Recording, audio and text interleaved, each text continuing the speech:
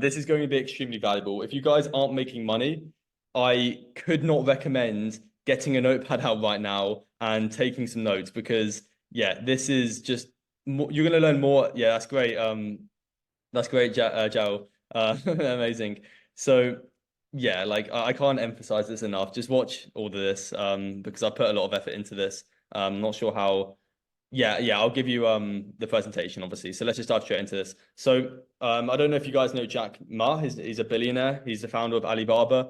Most of you probably know Alibaba, but he's a very smart guy. And I think a problem I had when I started, and the reason I wasn't booking appointments was because I was just looking for a shiny script. I was looking for something that could just plug and play and it would just book me infinite amount of points, but that's not how life works. I wish business was that easy and I could just give you scripts, and I am going to give you templates of scripts that have worked. So I am going to give you that towards the end, but I need you to understand how humans work, because if you understand how humans work, and yeah, everything will just become easier, both for just dealing with this, because business, guys, is just relationships. That's all business is. It's just communicating and building relationships with people that obviously gives you money.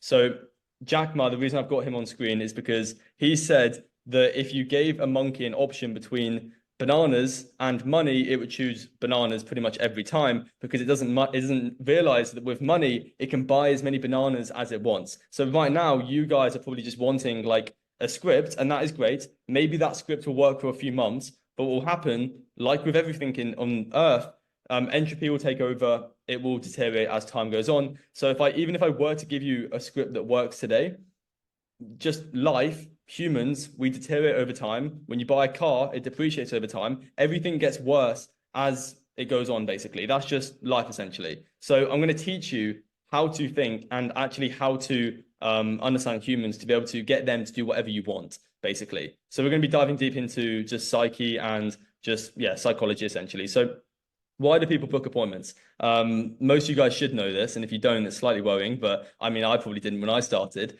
But there are many three core reasons why people book appointments. So it's important you understand this, just because then we can tailor everything towards this, if that makes sense. So the first one, pain, very simple. Everything you buy on a day-to-day basis is because a problem has occurred, basically. If you're going to the supermarket to buy food, you're solving a pain point. You're solving hunger. Maybe on a much more micro level. It's obviously not as serious, if you know what I mean. But everything, 95% of the things you buy on a day-to-day basis is because of pain. If you really think about it. Now, there are certain things that aren't, that you aren't buying because of pain. Like, for example, maybe a gift for your mother, if it's, I don't know, her birthday. That isn't pain, obviously, but that's like the 5% that I'm talking about. 95% is because of a problem you are essentially solving. So the reason people book appointments is because they need a problem solving.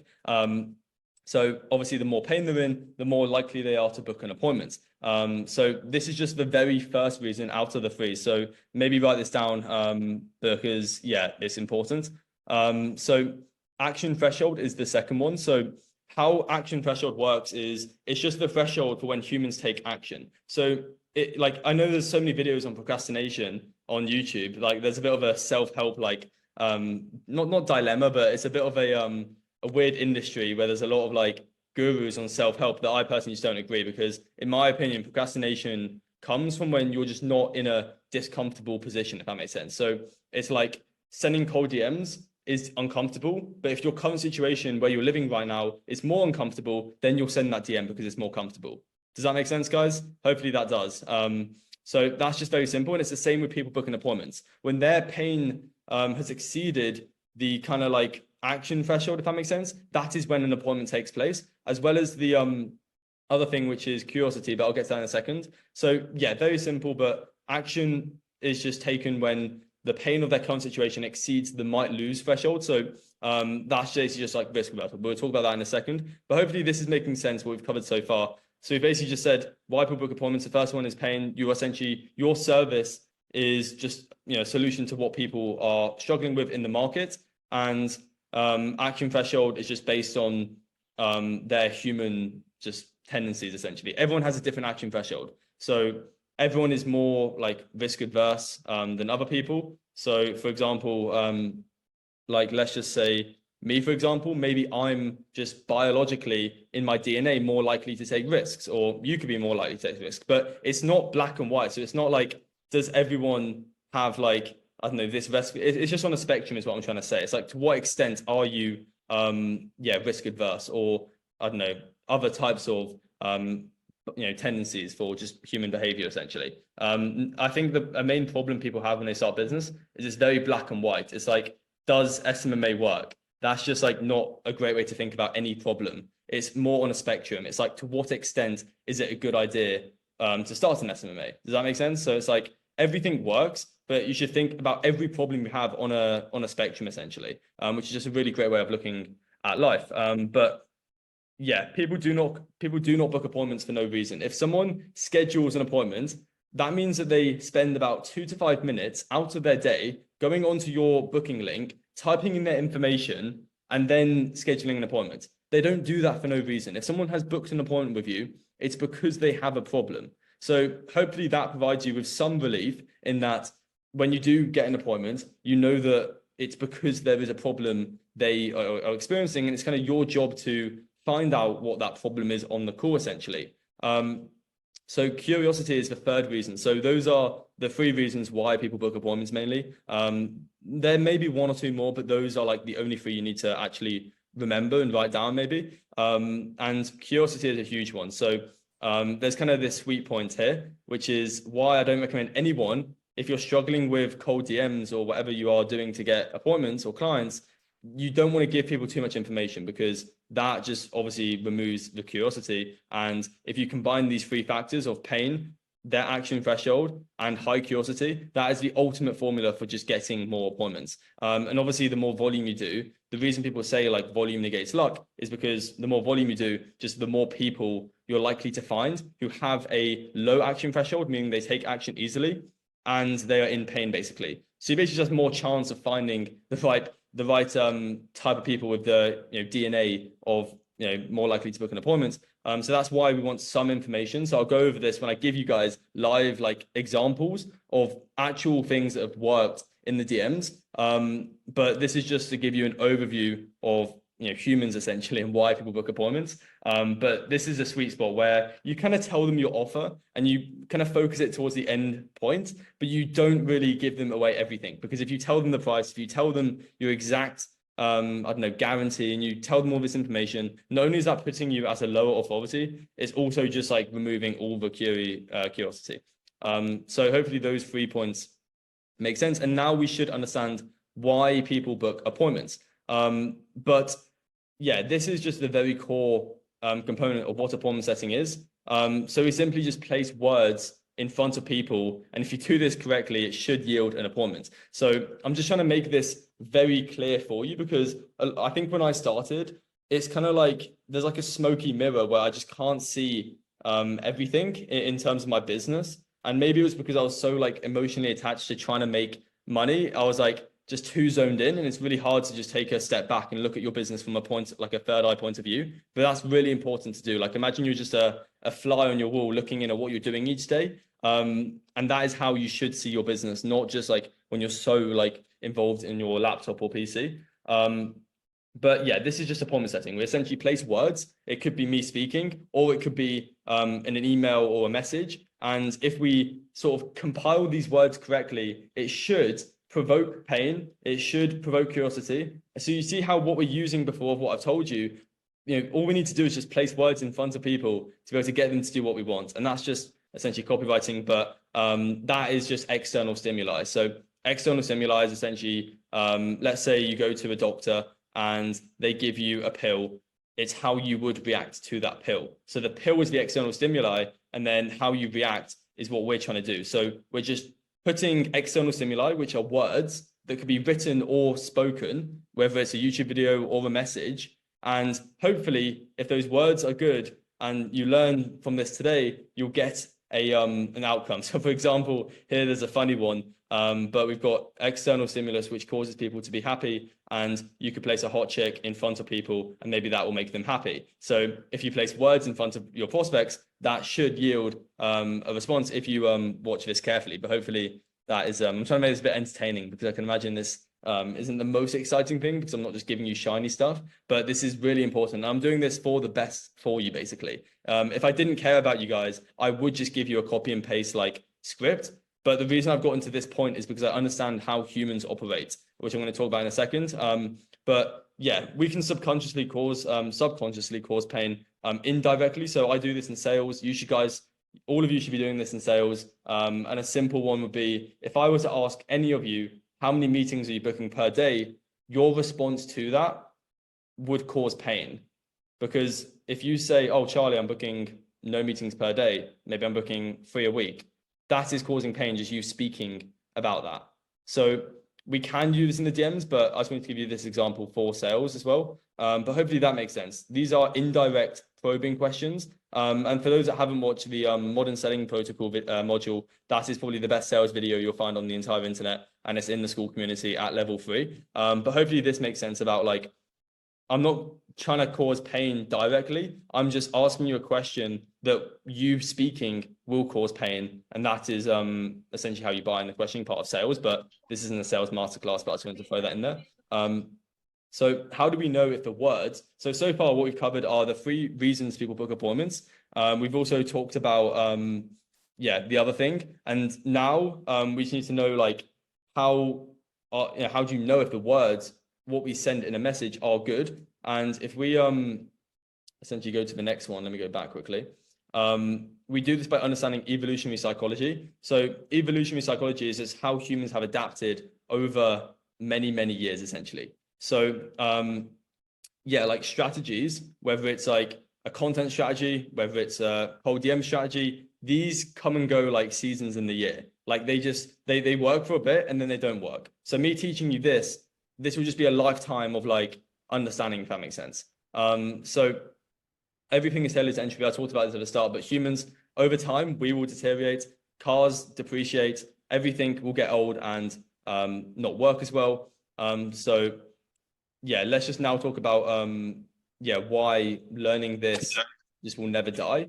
So these are 2 books. If you've got a notepad out, write these down probably, because these are 2 very important books that I recommend you read. The first one is David M. Buss, Evolutionary Psychology, because if you can understand why humans do what they do on a day-to-day basis, you'll become very successful. And that's probably what I should thank, that I've actually learned this stuff. And then this one is The Ape That Understood the World. I got this one from, I think, Chris Williamson. Most of you know his podcast, Modern Wisdom. But he talks about this. And it's essentially a book that, it's like an ape looking down at humans and thinking like why they operated. It's a really interesting. I recommend everyone to give it a read if you can. But yeah, these are 2 really good books just for learning why humans do what they do. But hopefully this is starting to make sense in terms of like, if you can understand the psyche, which is just brains, and just dealing with people, you'll never have to worry about like money and problems like these because you just understand humans. But yeah, these are very 2 good books.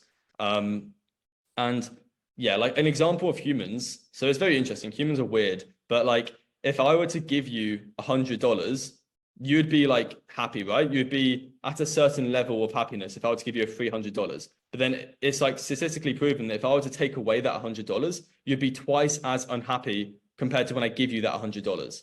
So that is risk reversal, and that is just a core human like behavior essentially. But that's what I mean about learning human nature. You can then tailor that in your message to just like crack the code and just book infinite amounts of appointments. If you just understand all of these things. And what I've like, this is just one example of about 200 things you could learn about humans. But like, if we go back, like, why is this the case? If I were to ask you, why are humans twice as unhappy if I were to, give you $100 and then take away the $100, why is that? Most of you probably couldn't give an answer because you don't understand this enough. But at a very core level, it's essentially just back on with our ancestors, resources like food and stuff was quite scarce. So that's why humans are more tailored to short-term thinking rather than long-term thinking. So for example, I've put this analogy out there before, but like if you were to offer your ancestors very like thousands of years ago, or even hundreds of years ago, to be honest, if you were to offer them like food now, like I don't know, some like an energy bar or something, they would take that option over a salad like later on in the day, basically, because they need like resources were scarce, so they needed the energy boost. Whereas now, like you've probably got a roof over your head, you've probably got like food and water, most of you guys, hopefully. And you've got technology because you're watching this. So you can afford to think long term, which is absolutely what you need to be doing.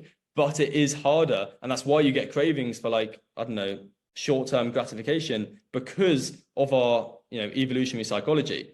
So hopefully this makes sense. It's a bit, I wouldn't say this is off topic in terms of appointment setting, but it's just why humans do what they do. And it all links back to evolutionary psychology, which is why I've told you to read these two books. But anyway, let's go to, yeah, I've just talked about that, so I don't need to go here. But we can like counteract this. So this is just one thing. Like if you were to read these two books and take notes, you'd probably get like 50 to 100 of these, yeah, like cognitive biases, like why humans make decisions and things like that. But we can just print appointments by like doing the opposite. So if humans hate risk, I don't see like many people offering free lead magnets for outbound. So most of you know what a free lead magnet is. It's essentially, if I were to create content, I could say, DM me the word, I don't know, appointment on Instagram, and I'll send you this presentation. So if I was recording a YouTube video, I quite commonly do this where I basically just say like DM on Instagram, and I'll send you the document that I'm screen recording.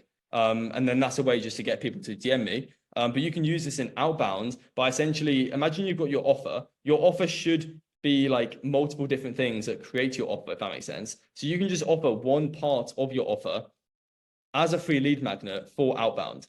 So let's say you're running ads, you've got an AI appointment setter, and you've got a database reactivation, and maybe you've got something else. I mean, the more mechanisms you have in your offer, the better, because the harder your offer is to deliver, the less competition there is. And then that makes it easier to book appointments because obviously there's not as many people reaching out. Because yeah, niches are never saturated. Like your niche isn't the problem. It's just you're offering the same thing everyone else is. So the harder your offer is to deliver, the easier it is to get clients. But that's a story for another day. I mean, that's the same with everything, to be honest. The harder it is like today, the easier your life will be like, because everything is just delayed gratification. But my point is that you could just take a part of your offer and offer that as a lead magnet in the DMs because people love free stuff. I cannot explain why. I guess, yeah, it's just our human like tendencies, but people love free stuff. Yeah, it's weird. But like if we go back, like an example, and you'll understand this once I show you actual examples of like yeah, appointments and stuff. I mean like the copywriting, but this could just be anything that you can offer to a client to get them on a booked call that doesn't really take you too much time. So a bad example was there was one guy I was working with and he offered people a free like AI calling system, but he had to code for like 2 hours to give them the free AI like calling system, if that makes sense, because it was tailored. That wouldn't be a good free lead magnet to offer people in the DMs to get them on an appointment because it takes you 2 hours. So you want something that's kind of a part of your offer, and most of you will know what that is, and then just tell them like I'll give you it for free, and then just get them on a call basically. So I'm trying to think of a good one. It could be like a database reactivation, or it could be giving them like a snapshot on Go High Level or something, because you obviously don't need to do that. It's just copy and paste.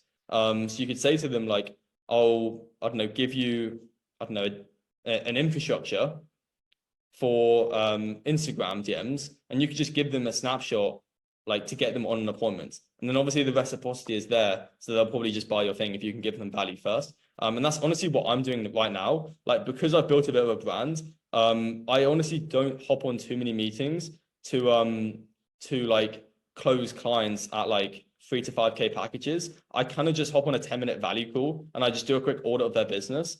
And then I just get them to pay in the DMs basically. So I don't really hop on too many meetings anymore, but that's kind of because I've built a brand. But most of you guys need to build that trust on the meeting more so than me. Like for me, I can close people in the DMs without hopping on calls. But for most of you guys, you don't have that middle of the funnel as strong as I do. So I've got so many YouTube videos that acts as my middle of the funnel of like people can watch 7 hours of my content, then buy my thing without jumping on a meeting. But for you guys who don't have that much content, you just need to make up for that maybe in a 1 or 2 call close. And obviously the colder the lead is, the more calls you'll need to have to close that client. So if you're just cold calling, maybe it'll take like 3 calls to get them to give you $2,000 because they don't know who you are. So you have to make up for the lack of the middle of the funnel on the actual meetings, if that makes sense. But for those that don't know, like top of funnel is just how people find you. So that could be cold calling, it could be creating content, it could be running paid ads, it could be influencer shout outs. Obviously, the more creative you get, the less competition. So that's a bonus out there. But the middle of the funnel is just how they nurture. And there is like a 7-hour rule for content, meaning that people usually have to watch 7 hours of your content to be able to buy something. And then the bottom of the funnel is just conversions. But what I'm saying is to get people onto an appointment, you can just offer them something for free. And that's a great way to do it. And I don't see many people doing this. So I'm kind of giving you some source out here. And from everyone that I'm coaching right now on a much more personal level, this is working extremely well, where we basically just offer people stuff for free. But I'll explain that in a second. So now we've gotten the boring stuff out of the way, and we've talked about humans and why they do what they do. Now let's actually get into some just formulations, so how you can build your copywriting. So obviously this is linked to evolutionary psychology. A touch point kind of is people like to know where you've come from. But this would be your like main juicy offer essentially. So once again, it depends what you're offering to clients, but it should have 4 of these colors in here. So the first one is, we don't actually include this in here, so it's not the best. But usually a touch point would be like, hey, Charlie, I saw your YouTube content. And then you would go in with this. Like if I could set up so just having that touch point is a nice thing if you can do that. But obviously if you're automating a lot of your messages or emails, you can just find an evergreen touch point. So what I mean by that is if you're reaching out to creators to try and, I don't know, help them with building, I don't know, a funnel or like in a community, let's just say that's your offer because it's very simple. You just help creators build a community because I know that's quite popular right now. You could just say like, hey, I saw you on YouTube. Would it be helpful if I could do this, this, and this? So that's just like an evergreen one because you're just sending the same like message, but it's kind of personalized because they probably are on YouTube, but they don't know that you're just saying that to everyone. So that's just an evergreen thing that I would include as a touch point if I were you guys, because obviously just personalizing each message will take way too long, but it can be done if you want, and it depends how much time you have. But this is like a good middle, like second message. So I'll go over how you get people to respond to your first message, but this is a good second message. So it's like, let me put myself at the bottom. If I could set up a killer AI problem setter that would manage your inbound lead flow 24/7 and get you X results. So the more specific you can make this kind of number here. So if you could say like, I don't know, 7 clients in the next 30 days, would you find this valuable? And that's a fair call to action. Notice how I'm not asking them for a booked appointment. I get emails and DMs, probably I get 10 cold DMs per day. I probably get like 5 cold emails per day. And a common theme is people send me one email and it's like, hey, Charlie, do you want to hop on a call and we can go over this? It's like, I don't know who you are. I'm not just going to jump on a meeting with you. So you need a fair call to action. For example, if I could set up this AI appointment setter and it could get you 5 extra clients, would you find this valuable? That's something that they can, like, you see how it's much fair? Like, it's not, it's like, you're not asking for a yes, you're just asking for like a kind of maybe. And that's the best way to go about it. So you can't, it's like with content, it's I think Hormozy talks about this a lot, where he's like, you can't ask for too much if you haven't given in terms of the call to action. And you can't do it too often. So for example, if every YouTube video, at the start of every YouTube video I made, if I said like, book an appointment with me, no one would probably watch my content anymore because I'm just asking way too much. Whereas if you make it kind of fair and you give value and then you just ask for an appointment, it's like it weighs it out. It's kind of like even, if that makes sense. So with this, we just kind of get like a neutral call to action. It's like, would you find this valuable? Like, probably. It sounds like interesting. And then obviously this would be a new message underneath that message saying you only pay if you like it. And I love what you're doing, just as a compliment. But this is risk reversal. So this is, as I said, the $100 bill example. That is a new message underneath this, which just makes it stronger. So you could do it without this, but this just makes it even stronger. And if you were to say like, PS, I'm happy to do this for free, that would be like even better. And you'd get so many appointments. But most of you guys, you just aren't getting enough appointments, which is why you're not making enough money. I would rather you guys say that you would like set it up for free and then try and overcome an rejection on a sales call rather than get no like sales calls in the first place, which is probably what most of you guys are getting. Like if you aren't getting minimum 3 meetings per day, I would rather you just offer people for free And what happened with me, like when I was doing this, is I would say 60% of people forgot that I said I would give it to them for free. So then I was just having sales calls and I would just like try and say the price. And if they did remember, if they were the 40, 30% that were like, oh, I thought you said you'd do this for free, then I'll just say to them, oh yeah, you're right. I forgot I sent that to you. I'll do it maybe free for like a week. And then you just sell them.